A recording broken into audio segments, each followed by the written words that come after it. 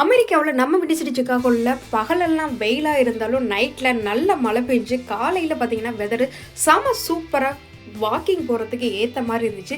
சரி, இந்த கிளைமேட்டில் அப்படியே ராஜா சார் மியூசிக்கை கேட்டுட்டு போனால் எவ்வளோ சுகமாக இருக்கும். அப்படியே போகும்போது அந்த கலர்ஃபுல், அதுவும் இந்த கலரு அப்படியே செமையாக அட்ராக்டிவாக இருந்துச்சு.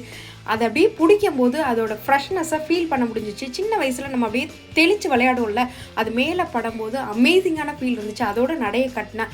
சடனாக பார்த்தா தேவயானி சொல்லி ஷாக் ஆகுற மாதிரி எவ்வளோ பெரிய மண்புழு அப்படி தாங்க இருந்துச்சு.